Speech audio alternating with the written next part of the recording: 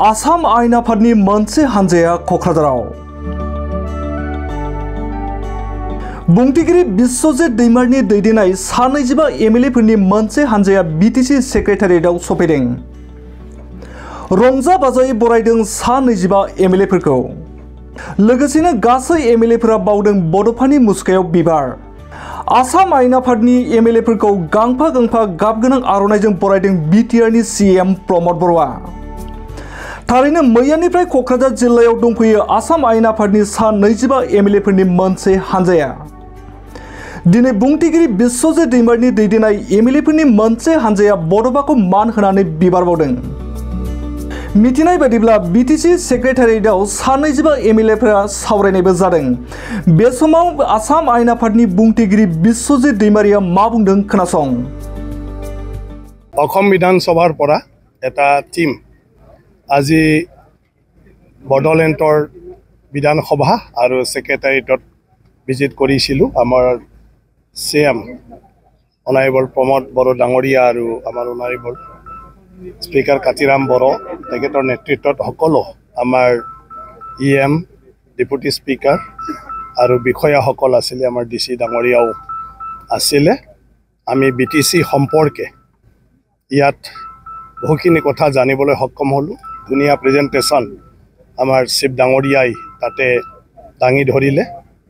বিটিসিৰ যিখিনি আমাৰ প্ৰশাসনিক যি ষ্ট্ৰাকচাৰ আৰু ইয়াৰ লগতে বিভিন্ন জীৱৰ চেন্ট্ৰেল আৰু ষ্টেটৰ প্লেক্সিক প্ৰগ্ৰামৰ পৰা আৰম্ভ কৰি বিটিসিৰ নিজাববীয়া নিজৰ পৰিকল্পনাৰ আধাৰত যিবোৰ আঁচনি লোৱা হৈছে আৰু সেই আঁচনিবোৰ যি ৰূপায়ণ কৰিছে এই বিষয়েও প্ৰেজেন্টেশনত ধুনীয়াকৈ আমাক দেখুৱালে আৰু অৱগত কৰিলে।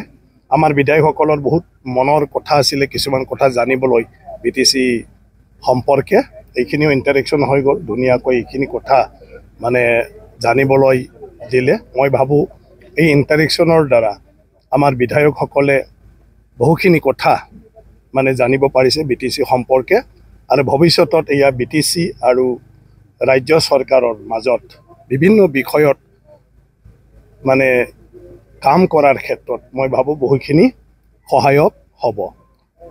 অসম বিধানসভা এইবাৰ বাজেট সেশন কোকৰাঝাৰত হ'ব এদিনৰ কাৰণে আৰু তাৰ কাৰণেও আমি বিধানসভাৰ মানে যি কক্ষ মেন হল এটোৰ পৰা আৰম্ভ কৰি আমাৰ স্পিকাৰ্ছৰ ৰুম, আমাৰ গভৰ্ণৰ ডাঙৰীয়া আহিব তেখেতৰ ৰুম জিৰণি চৰা, তাৰপিছত আপোনাৰ সকলো মন্ত্ৰী আৰু মুখ্যমন্ত্ৰী ডাঙৰীয়াৰ মানে তেখেতৰ ৰুম, সেইবোৰ অলপ আমি চালোঁ। যিখিনি কৰিব পাৰি বুলি আমাক বিটিসি কৰ্তৃপক্ষই চিফ ডাঙৰীয়া আৰু স্পিকাৰ ডাঙৰীয়াই জনাইছে।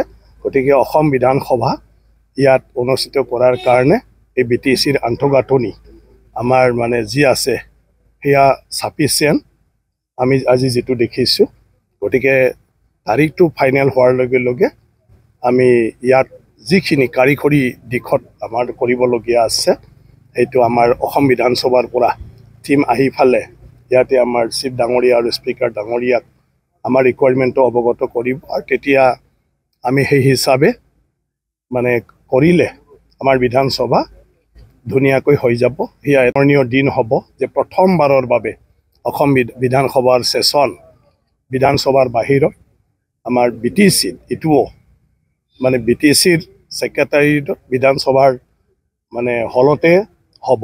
এয়া এক মানে ঐতিহাসিক এক হিষ্ট্ৰিক আৰু সেইটো লৈ মই ভাবোঁ মানে বিটিসি বাখীৰ সেইটো এটা গৌৰৱৰ কথা আৰু প্ৰমোদ বড়ো ডাঙৰীয়া আৰু আমাৰ স্পিকাৰ ডাঙৰীয়াক ধন্যবাদ জনাব লাগিব যে তেখেতসকলে সেইটোৰ কাৰণে যিখিনি লাগে সেইটো আমাৰ মুখ্যমন্ত্ৰী ডাঙৰীয়াকো বা মকো তেখেতসকলে অৱগত কৰিলে, আমাক এটা মানে ছবি দাঙি ধৰিলে আৰু সেই হিচাপেহে এইটো আজি মানে সক্ষম হৈছে। এটা বিধানসভা যিকোনো ঠাইত বহিব লগাটো বহুখিনি কথা আহি পৰে আৰু যিটো সহজভাৱে বহিব পৰা ব্যৱস্থাটো আমাৰ বডলেণ্ড সেক্ৰেটাৰিয়েটত আছে।